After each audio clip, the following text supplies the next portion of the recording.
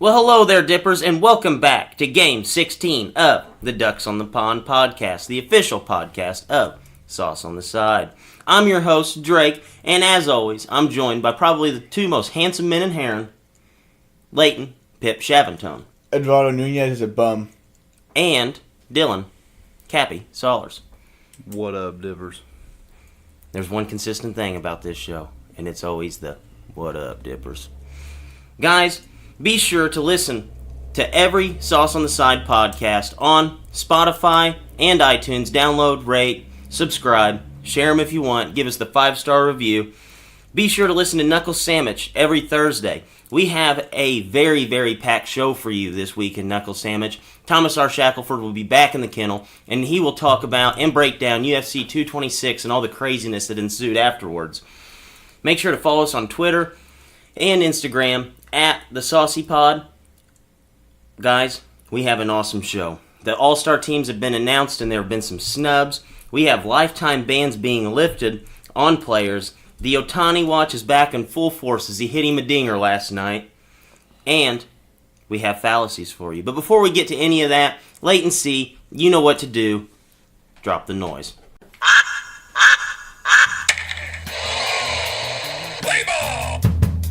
Hey, Ducks on the Pond here, kid. Ducks on the Pond. Let's go now, baby. Drive 'em in. Welcome to Ducks on the Pond. A Sauce on the Side production. Alright, guys, so we've promised it for weeks. We would be getting on to going over the all-war MLB team from this year and last year because war is just one of those weird stats, and we've been dogging on it all year. You guys want to start off with 2017 or 2018? To 2017. 2017? Let's start with 17. It's going way back machine. Yeah, we'll hop in the time machine real quick, and we'll give you the 2017 all-war team. We've been on all-war basically all season. Okay, it's bullshit. Yeah, it's a terrible stat, and I have basically your starting rotation from last year, and I have all your position players that would be starting on your all-war team. So last year, Corey Kluber, Max Scherzer, Gio Gonzalez, Steven Strasburg, and then it'd either be Greinke or Sale. They were tied. They would be your fifth starter there, or they would be your sixth guy there. I threw them in there just because Greinke and Sale are good pitchers, and obviously they need to be on there. But you had 3 guys on this list that were Nats last year. Mm-hmm. That's Gio, crazy. Strasburg, and Scherzer. In the top 5 or more as far as pitchers, and then your position players. Gary Sanchez, Joey Votto, Jose Altuve, Nolan Arenado. Those are all pretty legit. And then you had Andrelton Simmons with his .278 batting average, 14 home runs, 69 RBIs, and a .752 on-base plus slugging. Then you have Judge, Mike Stanton, also known as Giancarlo, and Mike Trout.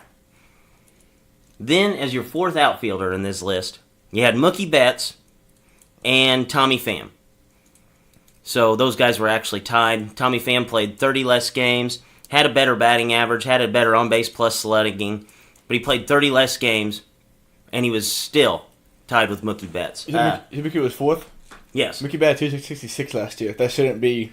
I know. No, that's what I'm saying. Yeah. Is that Tommy Pham had such a great year last year, like a career year for basically any outfielder. Yeah. I mean, he had a great year last year. And Mookie hit .264 and a .803 on base plus slugging compared to .306 and .931. How is that possible? Because Mookie Betts just covers a lot of guys in the outfield, man. That's got to be what it is. I have no idea. And then this year, all-war team, 2018. Jacob deGrom would be your starting pitcher. And you also have Aaron Nola, Luis Severino, Max Scherzer, Chris Sale. I get all those. Kyle Freeland is your 6th pitcher. Any thoughts on that? Who's he pitched for? The Rockies. Oh, okay. Then you have JT Realmuto, Freddie Freeman at first, second base, Jose Altuve, third base, Jose Ramirez. His backup would actually be Matt Chapman. Then you have Francisco Lindor, Mike Trout, Mookie Betts, and Aaron Judge would be your starting outfield. Guys, what do you think about that? I think what I don't see how people can look at WAR and say, okay, this is a stat that this website made, therefore it is but definitely the best way to judge a player's value to a team and to a game. I agree. This doesn't make any. I mean, there you have your obvious guys like Freddie Freeman. I get it. Jose Altuve. I get it. You have some other guys. DeGrom, obviously the best pitcher so far to this point of the season. Cappy, I want some of your input on this. I don't think Judge has been having a top 3 season. I know he hits a lot of home runs, but His OVP is like 399, which really helps. Yeah, that does help. But I mean, you look at a guy like Bryce Harper. I'll mention in a second. I mean, where's the difference there? I mean, are you telling me Aaron Judge is a better defensive outfielder than Bryce Harper? I don't know. What's his average? But I say it's probably 270. I don't know. What do you think about this so far? The first thing that stuck out to me is we touched on the Nationals having 3 starters in there from 2017. Obviously, Scherzer's a horse. He's their one. Strasburg, but Strasburg never throws a full season, so that's first thing. And then Gio is effective, but how does one team have 3 guys in there? You can't tell me from the National League that you aren't pulling, another one from any other team to replace those 2 other guys.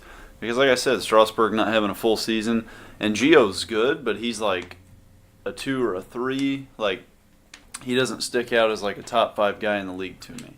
Yeah, no, I agree with you. And that's what gets me the most about WAR, and I think we're in agreement on that, is, to me, WAR is supposed to, it advertises itself as something that like rates the best players without flaw.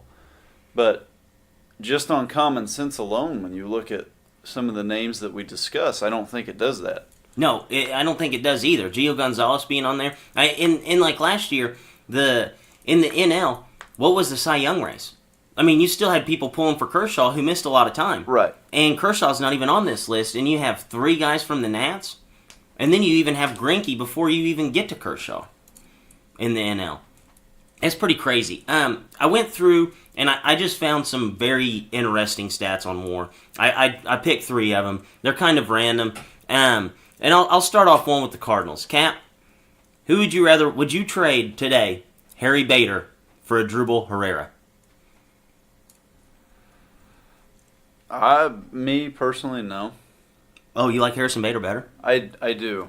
I know that's Herrera.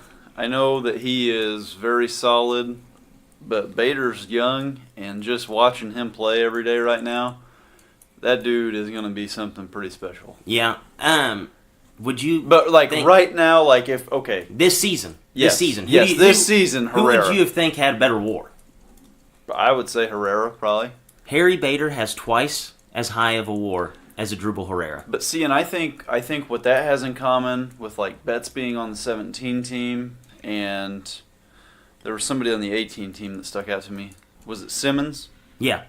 Simmons was on 17 team. Okay, so with Betts, Simmons, and now Bader this year, I think a lot of that, all 3 of those guys, defense. Yeah. I think that's what factors in heavily for them. Because Herrera doesn't play good defense. Bader does. Bader plays excellent defense. He's very fast. Plays a very good corner outfield. So I think that's where those factor in. Yeah. I mean, twice as high as a WAR, though. I mean, Herrera has 150 more at-bats, better average, better on-base plus slugging, 9 more home runs, 37 more RBIs, and 18 more extra base hits. Yeah, defense shouldn't carry that much weight to override that. No, I agree. And Bader's actually top 5 in center field this year. And we'll switch gears and go to shortstop here. Manny Machado. Where would you rank him as far as your best shortstops in today's game? 1 or 2. Yeah. Power rankings, 1 or 2. Hands down, 1 or 2. Manny Machado is 10th in the MLB in WAR. He actually has the same. I mean, so if you look at his offensive numbers, they jump off the page. Then you think, okay, well, what about defensively? He has less errors than Trey Turner, same amount of errors as Brandon Crawford, and his WAR is exactly half of Angelton Simmons at this point of the season. And Machado's been an absolute offensive terror. Then Leighton hit on the fact that Judge, not having a great season, but his on-base percentage was really high. Another guy that looks at is Bryce Harper. Plays the same position as Judge. His on-base percentage is .394, which is fourth amongst right fielders. He's fourth in home runs amongst right fielders, and he's fifth in RBIs. He is 27th in the MLB in WAR to this date. And his WAR is 1/3 of Jose Batista's. His WAR is a third of Jose Batista's? His WAR is 1/3 of Jose Batista's. Batista hasn't played a full season. Jose Batista Batista got cut earlier this year. Hey, don't talk to me. Talk to the WAR gods. He did hit a walk-off grand slam the other night. That's big. Apparently, that's worth just a lot 8 of WAR points added to the WAR. Yeah. That hit a lot of WAR. I don't get it. We promised you the all-WAR team, and like I suspected, it left me wanting a little more. I really think a lot of that stuff you brought up there, this shows how much of an emphasis it puts on defense. Yeah. Oh, yeah. I agree with you. And overemphasis. But And stolen bases, too. Because if you look at all these guys, I mean, most of them are pretty fast guys. Like, you know, you look at, like, Jose Ramirez, like, he's, you know, could be a 30-30 guy this year. So I think it's a lot on speed, you know, and which, you know, correlates with defense, too. So we talked about the all-WAR team. We'll talk a little bit about the all-star teams. There's been some snubs this year. Maybe the biggest snub of all, Blake Snell. That's just my opinion. Cappy, run us through the all-star teams real quick, and just tell us what you see that jumps off the page to you as far as a snub, and we'll talk a little bit about who we would put as our last vote in. for me, just taking one thing from each league that sticks out to me, I think you guys are right about Snell, both of you. I think that, and that maybe brings up a point that we can discuss too, of how every team has to have a representative. But for me in the National League, the first thing that I think of when I look at these rosters, the starting outfield for the National League, first of all, I don't have a problem with him being a starter. But had you told me at the beginning of the season that Matt Kemp was going to be one of your three outfielders in the National League, huge surprise there, probably the biggest surprise out of all this. But one of the other National League outfielders, Bryce Harper. Now, obviously, the game's in D.C. this year, so that, and it being a fan vote, you really had no doubt that no matter what type of season he was having, that this was probably going to be the case. To me, I think that third starting outfield spot, and I don't really have a problem with Harper being on the roster because his power numbers are solid so far this year. The average isn't there, but the power numbers are. To me, Charlie Blackmon should have been that third starter in the outfield. I think he's having a better season. National or American League, we've already talked about it. I think it's Snell missing with. I think he's going to be on the roster, whether it's a manager vote or you know, one of the last guys in with something where they have those weird things where you always get pitchers added late because like that last weekend before the break, there's 5 guys that can't make it because they threw that last weekend. Yeah, so, Verlander's one of those guys. He'll throw the Saturday before. Yeah, so that's he'll make it, but he shouldn't not be on the original vote. No, I agree with you. I mean, he's having an absolute dominant season. And a big reason to why Snell was left off is because basically everybody gets a trophy. Every team gets one guy off of their team to represent the All-Star team. Guys, do you think that that's an issue with the MLB? I mean, because this is an award. Your All-Star appearances, factor into Hall of Fame votes and basically your legacy. Do you think that your legacy should ride off of you being just the best player on your team? My biggest issue with this rule is in 2014, we were in last place and Brock Holt was an All-Star selection. I don't like that. Yes. I do have an issue with it. The Cardinals right now only have one guy. I do think he is deserving of it, but let's say that Michaelis isn't having the season that he has up to this point, and no Cardinals were to make the team, if it weren't a rule, what's your gripe, What you can't complain if there's not a guy that's deserving of it. Now, I think I get what they're trying to do because they want viewership from, like, every team in that region, but it should be the best roster you can construct. Yeah. I agree, and I as far as I know, out of any sport, baseball's the only sport that does that. Do you think that that's something that needs to change? I mean, because here I am, I'm a Cubs fan, and we had some dark years. I mean, we had some. They were pulling guys out of left field basically to be on All-Star. Who was the guy that we discussed at one time? It was. I was going to mention him. I remember he had Marlon Byrd one year, and then the other year we had I cannot think of his name. He was basically out of the league next year. The very, very next year after being an All-Star, he was completely washed out of the league. And you look at a guy, I cannot think of his name. Well, Leighton, you'll have to stat check it and see who it was for the Cubs that season, but he was awful. And then like last year, or it was 2 years ago, Jake Arrieta ends up winning the Cy Young, not even on the All-Star team. Kind of reminds me of like a Blake Snell situation, where a guy is actually deserving to be on the roster, doesn't make the roster, and then, finishes the year strong, and whenever the votes, actually educated people are voting on the issue, it actually comes out who actually is the best player there. Brian LaHair. Brian LaHair, that's LaHair, it. Yeah. That was awful. Those were the dark years of the Cubs. That's worse than Brock Holt, Leighton.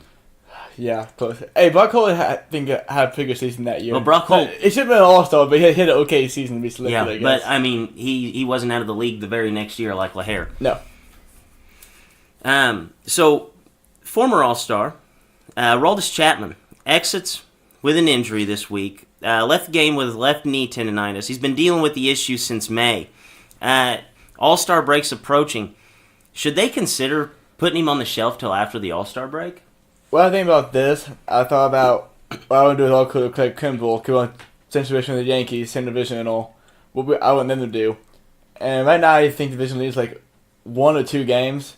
And with 5 games left to the All-Star break, I don't think you can put him on the deal, because if that balloons to a 4 or 5 game lead and you blow 2 saves or 3 saves in that could be the deciding factor come September, and you could win 105 games and lose to James Paxton in the wild card game.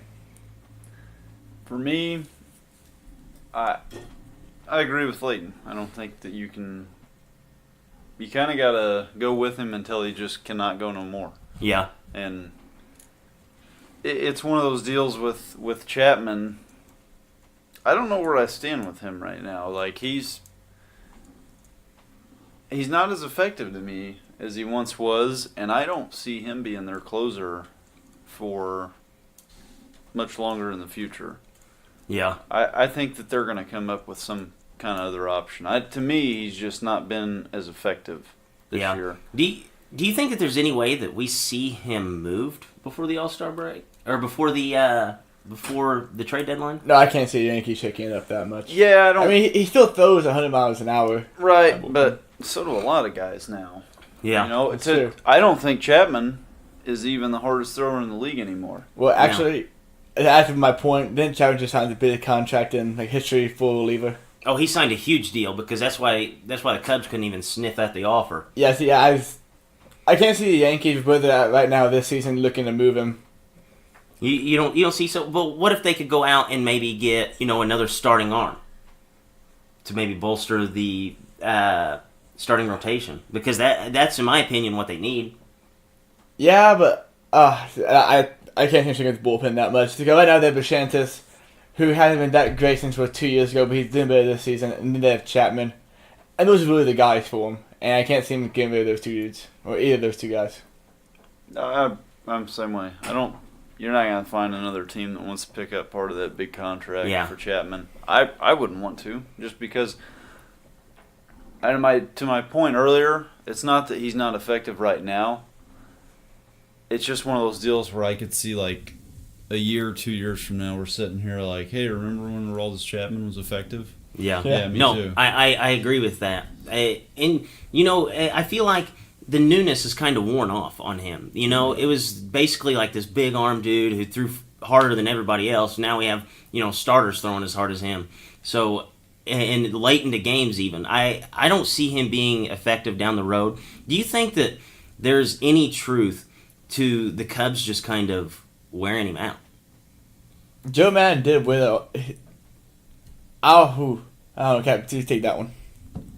I do. When we've talked about it before, I think I don't disagree with what Madden did because you're competing for a world championship, but he did, Yeah. to me, effectively take a couple of years off of his career. And another guy that I want to point to, I know he had kind of freak injuries, but he's still been injury prone, was Bumgarner. You know, you see this guy who is basically a bulldog in the playoffs, and you probably overthrew him throughout the World Series run that they had in 2014. Now you fast forward 2 years later, he's had back-to-back pretty decent DL stints, and then you're kind of wondering if he's ever going to be the same guy, because really since injuries he hasn't looked like the same pitcher. So I don't know if there's any truth to that. They're shaving years off of guys' lives as far as the player is concerned just by overthrowing them in the postseason. Well, and also, we've looked at pitcher injuries before where once you have one thing happen, it's just almost like that domino effect. Like, it's never right again. And I think you are right with Bumgarner, with Chapman. They get that, something flares up on them one time. They're overused in a 1 month span, and they can it's like almost like they just can't ever get it right again. Right. Yeah, it'll be interesting to see. I hope it's not the downfall of Aroldis Chapman, but you never know. I think we're on that way. I think you're exactly right, Cap. 2 years from now, we'll be talking about how effective this guy used to be. So maybe some good news for Pete Rose this week. Former Mets pitcher Henry Mejia has officially been reinstated by the league. He was the first player to ever receive a lifetime ban for 3 PED test positives. Guys, do you think that this is good news for Pete Rose? Maybe we could see his lifetime ban come to an end here? It's definitely not bad news. I mean, this is the first lifetime ban to ever be overturned and come back, and he can pitch next season. So, it's not bad for Pete Rose at all. It just showed that the commissioner's kind of open-minded when it comes to this kind of thing. Kind of two parts to my response. The first one being, and I missed it, but why was he reinstated? Was one of the 3 tests, did they prove it that it was like he didn't fail it, or? I didn't. I'm not 100% sure Yeah. on why it was dropped, because I think the last failed test was a while ago. In 2016, I think. Yeah, so I don't know if they could go back and because you'd have thought that there would have been an appeals process right after that. Right. Well, and in appeals process, we know how long those can be. Maybe something did come up in an appeals process that we're not privy to. But if there isn't some circumstance where there wasn't something new that came into play, then I don't really understand why it got lifted or why it was lifted, because to me, if you're going to set standards like that, why are you not going to be consistent with them? It's almost like the NFL with their 6-game suspensions that turn into 3-game suspensions and nobody can figure out why. No, I agree with that. Okay, and part 2 of that is the Pete Rose thing. Yeah, is it a good sign? Do I think it's really going to lead into anything? No. But, again, I'll make the argument that 3 failed PED tests to me are worse than a guy betting on his own team. No, I agree with that, because that's just downright cheating. And you look at a guy like Pete Rose, like if he was shaving points, holy shit, He probably would have hit 400 for his whole career. I think it has to be a good sign. I think we're almost trending in the right direction for Pete Rose to ultimately be back in the MLB. To me, I think it's going to take some. Was there a commissioner between Manfred and Sealing? It's just been Sealing and Manfred, right? Yeah, Yep. It went straight into it. So you look at those guys. I think Manfred has like a new era look, or not, kind of an outlook, I guess I should say. But I don't. He's still kind of that like old school mentality about certain things. I think it's going to take a commissioner from like our generation Yeah. to reinstate Pete Rose. Like, I think somebody our age, even, I don't know anybody like from our generation that argues against Pete Rose. Yeah, I've never heard it. It's always the argument of like, why the hell is this dude not involved in Major League Baseball? Like, to even bring him back for like Reds Day or whatever, when they celebrate old teams, like they have to get permission and all this to bring him out on the field. That's wrong, man. He's such a big part of our game. Yeah. He was part of the Big Red Machine and teams of lore for them. So I think it's going to take that commissioner from our generation to reinstate him. Yeah, but he will be reinstated, but I hope that's within his lifetime. Yeah. You know? Yeah, no, that would be one of the biggest like slaps in the face is if Pete Rose does not live long enough to see himself reinstated Right, back like in they baseball. do that like old timers commission where he makes it in after he's gone. Yeah, that would be terrible. Let's say he is reinstated. With how stuck up baseball that is, or is he a first ballot Hall of Famer? He should be a first ballot Hall of Famer, but If with he how- gets reinstated, I think he will be. I think that if they just put him on the ballot, Yeah. I think that he has to be in because it's not like he actually cheated. You know, you look at guys like I know that none of the guys from the steroid era have been put into the Hall of Fame, but they still receive votes. You know, those guys would obviously vote for Pete Rose, like they wouldn't care. And then you have probably I would say it'd be almost like a 50-50 split. You'd have your old timers that say put their fist down in the ground and say absolutely not, he's never going to be in. Put a black eye on baseball. But then, all the guys who are voting for the steroid guys, they would vote for him. And then they would pick up votes sporadically throughout the other guys. You'd have the guys who stand firm in the sand, wouldn't put him in. But I think that if he got even eligible to be on the ballot, I think that he would get in. Whether first time, second time, third time, he would be in eventually. And I think that they need to do that. And so Pete Rose not being in the Hall of Fame is one of the things that I absolutely do not understand about baseball. We're going to bring back the segment, WTF Baseball. This is where our producer, Leighton, finds things that he just does not understand about the game, doesn't understand about the MLB, and he will ask Cappy these questions. So, Leighton, what is your first WTF Baseball thing this week? Well, here are the last 5 baseball games I've been to. Wills and Red Sox went to the entire series 2 years ago. Cardinals and Red Sox went with Cappy and Fletcher last season, and yesterday I went to see Wolves and Red Sox. With the exception, Did you notice any trend there, Cap? I did. I only care about going to see one team, but with the exception of last year's Cardinals Red Sox game, I have gotten to the field early enough to see BP. I have not seen BP at one of these games. So Dylan, why is public BP? I can hear him doing BP inside the stadium. I hear him hitting the balls. I hear him hitting the fountain and all that stuff. Why is public BP not just commonplace? Well, and that used to be the same thing that I would do because I used to go to games when the gates opened 2 hours before or whatever. Couldn't see that. And so the home team always takes BP first, if you're not familiar with it, and then the visiting team second. And I would always, if you got there 2 hours early, you could always catch the tail end of the Cardinals taking BP, and then you got to see the entire visiting team's BP session. So, and I know there are exceptions sometimes, like if it's a travel day where it's the first game of a series, and like let's say a team played a night game in a different town the night before, usually they don't take on field BP, stuff like that. But I think they've started moving the BP times up because even if you get in 2 hours early now, you cannot see the Cardinals take BP, and you get to see very little of the opposing team take batting practice. So I don't know if they've done that to attempt to, maybe they just didn't want to be bothered by fans anymore while they were trying to get their work in. To me personally too, I would say that guys probably don't take as many swings in on-field BP now because of all like the video studying and like taking swings in the cage and things like that. I don't know who I was talking to about it, but it's been about a month or so ago. But I was having a discussion with somebody that kind of asked the same question. I think that sometime in the future, I don't know that like on-field BP would like even be a thing.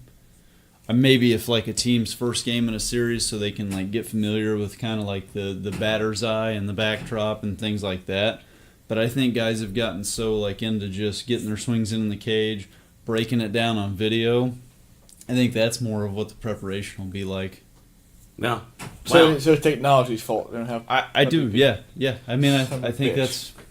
I think I never thought of it that way. I just knew that I could go to a game early. Even this was just a few years ago. Go to a game, a couple hours early as soon as the gates open. Get your free bobblehead, get your free little statue, whatever you get, and you could watch almost every one of the players that you came to watch. You could watch them take BP, and then now it's like you go to the game early, and all you get to do is either if you're sitting up in the all you can eat and drink, you can eat and drink. But you can't watch your guys take BP. Well, and think even 10 or 15 years ago when we started going to games at that age, guys' pregame ritual was probably like show up hungover, go grab my bat, throw my t-shirt on, and go out and take some hacks on the field. All right, stretch for 5 minutes. All right, let's go. Now you think guys get there, all right, I got to do yoga, I got to go do my weight training, I got to go do film study. Now they're like taking, half the swings that they were, because to them that's not as much as the prep thing. It's Right. just taking all these hacks. Now it's like they're factoring in all these other things in their prep work. Wow. I didn't think about the technology thing. That's a good point. That's good. That's a really good point. Leave it to Cappy to have a good point on something with baseball. Which transitions us nicely. Every week that Cappy's in the kennel, we give him his own time. He gets to discuss something that he has seen on the baseball field, whether it be college, whether it be the MLB. It could even be a T-ball game that he watched this last week.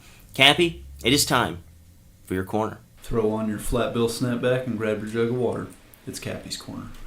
All right, so this week, out of all my friends, as big as I've been on Bryce Harper for his entire career, Leighton, you've probably been the friend that has been most, not against Bryce Harper, Not against him. but just No. not as willing to sing the praises. So this week, I actually may surprise you at this point, but given what I talked about for my All-Star snub for the National League, could maybe that I finally be realizing, is Bryce Harper overrated? Wow. So you find something coming around, huh? I don't know if I'm all the way around yet, but I am a little more open-minded to the idea that you may be right, that he's had 2 very above-average seasons, and then everything else is kind of, his career batting average is 278. Just a slugger right now this season. He has a lot of home runs, batting like 212. So, I don't know. Maybe he should get a guaranteed $400 million and all that. Maybe he's not quite that player. Maybe it's just a lot of the flash and the name. So here's a backstory on this for all you difference out there. It was 2 or 3 years ago, I can't remember how long ago. I said Bryce Harper was overrated. He then went on to have that historic 2016 season. 10 WAR, all that awesome, great stuff. But before the season started, I said Mookie Betts was better than he was. Said that way definitely prematurely, but half of it was kidding, but then they took it all serious, so I just went with it forever now. And then when the MVP award, it's made a jackass. But here we are, 3 years later, and his average is below 220, and he's just hitting dongs. And we talked about earlier in the season how he could be worth $400 million. I don't think he's worth that at all. No, and at this point, I don't really know how any team is going to justify giving him $400 million. Because Tim Cook has just talked about it a few weeks ago, that Bryce Harper is one of the best raw talents we've ever seen in the game. And there are going to be coaches and managers out there that say, I can get this guy at bat 320, hit 50 home runs this season. And one of those teams are going to have, a lot of teams have the money this season to do it too. And someone's going to convince their owner to go over the luxury tax and get Bryce Harper. At what price? See, I cannot sign a guy off speculation where he can be for that much money. I don't know if I would even go above 250 for Bryce Harper. Wow, really? I So get- you don't even think he's worth not only $400 but $300? Yeah, because if he got $300 million, if he pitched out over 12 seasons, he would have him until he's 37 years old. What if his best is already behind him, and where he's going to be for you is just a 250, 260, 40 home run guy with an OBP, like 320? Are you going to want to pay $28 million for that for 12 seasons? I'll argue that his best is not behind him. I'll Okay. argue that I don't know that there's like this magic fix out there for him. But we've seen guys with a change of scenery. I mean, you're talking after this season, 8 years after he originally got drafted number 1 overall by this team, he's not going to be with them anymore. Me personally, I think that's going to help him, and especially given that I think it's going to be like a big market team that's going to sign him that already has some other players. Maybe just that change of scenery of like, all right, this isn't the team that drafted me number 1 overall. I don't have to go out here and be the superstar. I think that'll help him. I don't think we've seen Bryce Harper's best season yet. I'm not trying to say they've seen the best behind him, but if it's my team, I don't want my team paying $300+ million for Bryce On Harper. that, taking that chance that his Yeah, best yeah. behind him. Yeah, I get that. I don't want my team signing him whenever. Like, look at past offseason. Jay Martinez, for the example. $205 million, or whatever it was, for 5 years. Probably the best discount or the best deal in recent memory for a free agent with how you're playing right now. I don't see why you would want to pay someone with more money for Bryce Harper. But Bryce Harper does bring two things: insane potential and a shit ton of marketability. Everybody loves Bryce Harper. Right. So if you're right, if he's in a market like Chicago, like LA with the Dodgers, I don't know what other team are going to go after him. But again, in a bigger market, that team will sell a shit ton of jerseys. It's just like the LeBron Cleveland factor. It really is. Yeah. And even more so maybe the LeBron LA factor because we're talking a big market team. Did you see whenever LeBron went to LA, the jersey sales were up 600% more than he returned to Cleveland? Can you imagine how many Bryce Harper Cubs jerseys would sell? Dude, it'd be unreal. I mean, look at all our Cubs friends. Like, I bet Jeff they could buy one. Oh, absolutely. For sure. So, I don't know. That's just the corner this week being more of an open forum, but it's just, I thought it was the perfect time to hit on it with it being All-Star vote week, and he got one of the starter positions, and I didn't know that it was all that deserving. And you of all friends have been, like I said, not against him, but just not as willing to sing the praises. I more so have like overrated him ever since he came in, but I think it's just all been that potential and that marketability, and I think you're right. And you're out of there. Cappy, I look forward to the corner more and more each week when you do it. Now, a staple of the show that is finally back, the Ohtani Watch, activated from the DL this week. He's had a little bit of a tough return. Started off 2-18 with 8 strikeouts, and then yesterday, the man was reinvigorated. He went 1 for 1 with a dinger. Guys, do you think that we should be worried about his 3-19 start, or do you think that we should feel better now that yesterday he shook off the cobwebs and got his home run? I probably shouldn't worry too much about the 2018 start. I mean, he's a rookie, so it's a little slump for him, but I think he'll be okay. I think he'll be fine. I mean, you see it a lot of times. This guy's coming back from injuries. Their first, what are we talking, 20 at-bats? I don't put any weight in that at all. Yeah, neither do I. I think yesterday might have been his get-right game. You know, comes in for one at-bat, gets a home run, starts seeing the ball again, get his confidence up, because confidence for MLB baseball players is maybe the most important thing that you can't put a stat on. So I think that yesterday was a big step in the right direction for our boy Shohei Ohtani. So guys, we'll get to anything more than a fallacy. This is basically where we go through and talk about guys, and they're on pace for this, they're on pace for this number, and can these guys sustain this through the remainder of the season? And we'll start it off hot and heavy, actually with a guy who is in the last 4 possibly in for an All-Star vote. And we'll go Jesus Aguilar, tied for 6th in home runs with 22. Prepare for an incoming PED test. Guys, will he finish in the top 10 in home runs this season? I think he will. I think it's one of those things where you look at what he has around him in the lineup, and I know I put a lot of emphasis on that with a lot of different guys that we talk about. But if you have that protection in the order, I think that allows for the consistency. So I do think that he'll be there. I agree with that for the same reasons, and I do think this might just be the year he found his power surge. Yeah, I agree with you guys 100%. I think he's going to be in top 10. I think you can write him in. And like Cappy said, probably the most important thing for a guy is having a other good bats in the lineup. That way you can actually see pitches to hit. So I think he's prime position to finish in the top 10. So guys, Garrett Cole is no longer on pace for even 300 strikeouts. And we actually have 0 pitchers in the MLB with 300 strikeouts, which is kind of crazy to think about because, Scherzer's had like 10-plus games with 10 total strikeouts. But your current leaders are Max Scherzer with 177, Chris Sale with 176, and Garrett Cole with 158.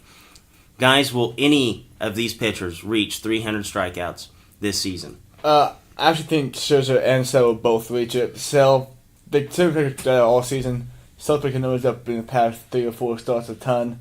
So I think those two guys will reach it. I lost some faith in Garrett Cole. Garrett Cole has fallen off the map. Yeah, he's fallen off the map completely. I'm going to agree with Leighton. I think Sale and Scherzer will make it, but I don't think Cole will, and that's tough for me to say because I'm walking back a take that I had from, a month ago. So I have to eat my words. Yeah, I think that the guy who has the best chance to reach the 300 strikeouts would be Chris Sale, just because he is trending in the right direction, like you said.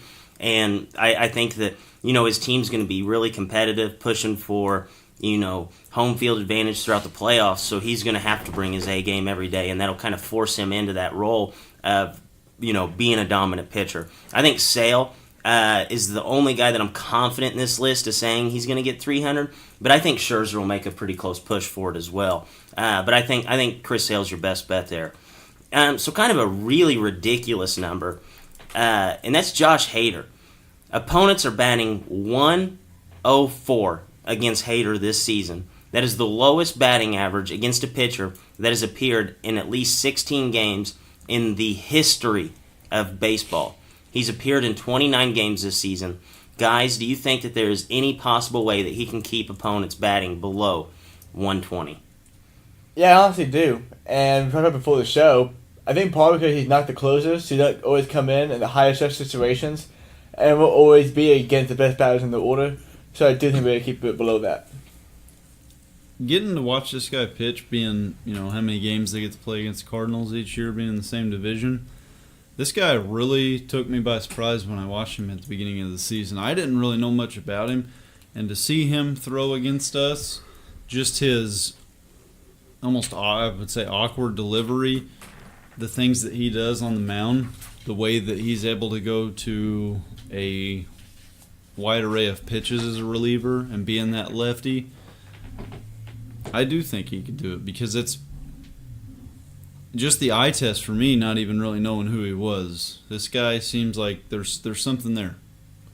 Yeah, I agree with you. And I've got to see him quite a bit throw against the Cubs, and he's kind of like that guy that he comes in, you're like, oh shit, we're in trouble. I know that I think the Cubs actually broke up his streak. I think the Brewers had won 21 straight games in which Hader had pitched, which is crazy. I think it was 20, or it might have been the 21st game. Either way, to throw in 20 straight games that your team wins is a ridiculous number. And I don't think that that's changed since then. I think the Cubs were the only ones who were able to squeak out a win. But this dude's on fire. I mean, like Cappy hit it. It's real awkward, so I could see where it'd be a problem hitting him. And for the Brewers not to just, say, okay, you are our closer now is pretty crazy. Because, Corey Knebel comes back and then he kind of just slots right back into that closer role. I think he has a legitimate chance at this. I mean, 104 right now, we're talking about 120 by the end of the season.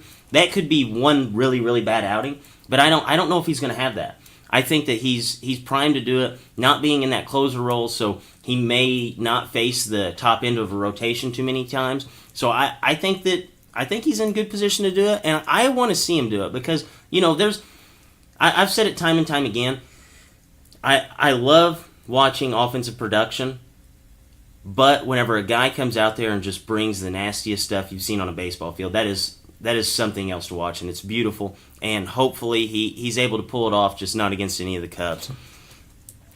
So we'll get to if the season ended right now. This is basically your playoff picture if the season was done today. And right now, in the AL, you have the AL East leading Red Sox, AL Central, you have the Indians, AL West, you have the Astros, and your wild card teams are the Yankees and Mariners. Guys, for the last 2 months, I think this has not changed one bit. You have the Yankees and the Red Sox flip-flopping every once in a while. Red Sox have gotten a 2-game lead now. Do you think that this is what we're going to see at the end of the season? Yeah, this is right. This is how it's going to look. Short and sweet. This is what it's going to look like. I could see the Red Sox. They were my division winner at the beginning of the season. What is the furthest separation they'll have games back-wise, Red Sox, Yankees, the entire season? I think it'll get to 6. Really? I think it'll get to 6. That's I do. high to me. I think that's high. Yeah, I think 4. You think that's high? See, I was going to say 3. I think a 4, like, it's almost panic mode for either team. And well, no, that I think that it will get to that point. I don't think they will sustain it. I think that the Yankees are one of those teams, like we said at the beginning of the season, they're going to get hot, they're going to get cold, they're going to get hot, they're going to get cold. And I think at some point in this season, we're going to see the Red Sox creep up. They'll get to 6 or so. The lead will get diminished. But I think the Yankees, at the beginning of the season, they didn't look too hot. Mm-hmm. I even said that I didn't think that they were going to be in the postseason because, they can get so cold. And I think that they'll run into a stretch of games where they're not playing real good. Their bats just went to sleep. And I think that it will get almost to that panic mode, and I wouldn't be surprised if the Yankees went out on one of the 12 trade deadlines and tried to really make a push at somebody They'll and just probably complete get the farm Blake Snell. system. Yeah, They'll go out and get get Blake Blake Snell. That'd be a nice little piece to add to the rotation. So we'll look at the NL now. And actually, we've had a lot of consistency in the NL lately. In the NL East, we have the Braves and the Phillies. They're tied right now. In the NL Central, we have the Brewers. NL West, we have the Diamondbacks. And your wild card teams would either be the Phillies and Braves or the Cubs. I think this is our 4th week in a row where this has been the same thing. Except for the Phillies Braves, been the same, yeah. Yeah, other than them flip-flopping. Yeah. Kind of like the Yankees and Red Sox. Guys, do you think that we are starting to see the playoff picture in the NL I develop? do. For the first time all season, I'm going to say that the Nationals will not win the NL East. I'm going to go with the Phillies there. And then just move the Cubs into the central spot, move the Brewers and Braves down to a wild card. And anything else the same. I take 2 things away from this. I agree with Leighton that the Cubs will be the Central Division winners. I think they find a way to win that division, as well as I'm also, and you look at the week that they just had, the Nationals are under 500, very much struggling. I could see them missing the playoffs this year. Yeah, I do too. And I think that the Nats need to be in ultimate buy mode right now. I think that they need to go out there, hit the panic button, and ship some guys out and bring in some talent. Because, Bryce Harper is your championship window. That championship window is closing at the end of the year. They better make some moves, and they better do it in a hurry because you can't sit on your hands. Watch Daniel Murphy hit $180 for the remainder of the season, and your playoff pictures and championship window go completely out the door, because that would be one of the biggest waste of talents I have seen in recent memory for baseball. We're looking at a team last year. We talked about it. You had 3 pitchers in the top 5, in the top 3 or 5 or 4 or more, and you had Bryce Harper and Daniel Murphy, and it was out in the first round of the playoffs. Yep. So I think that we'll see a big move by the Nats coming down the stretch here. But I think this is going to be the playoff picture. I think that teams will get shuffled around. Braves and Phillies, some team will separate themselves from the pack. I think it'll be later in the season, more so than sooner. And I think the Cubs will overcome the Brewers and finally take a hold on that division sometime soon. But it's going to be interesting to watch. I'm really, really excited for the NL playoff race down the stretch. Guys, views from the cheap seats. What are we looking forward to this week? Machado gets moved. You think Machado gets moved? I think this week it happens. Cappy? Machado gets moved this week. That's pretty bold. That is bold. I like it. To who? Dodgers. Yeah, they've actually, the Dodgers have actually come out as the front runner. They've offered the most talent. Do you think that makes them the clear-cut favorites to make it to the World Series in the National League? Making a favorite to win the National League West over the Giants finally. I don't know. I was not expecting that take. That almost has me stumped. Let's see if Leighton's right. That's what I'm gonna ride for my cheap seat view this week? Yeah, my cheap seat view was actually going to be Machado. So I think we're all in agreement that we are excited to see what happens with Machado. I think it'll be sooner than later. I think that teams will actually start to, with as close as the playoff picture is in the NL, that some team has to do it. Some team has to pull the trigger. I think he'll go to the NL. I think it'll be really interesting. And, whether it be the Dodgers or Phillies, both teams have put their names in the hat. I'm ready to see a developing story on Manny Machado. So Machado's gone.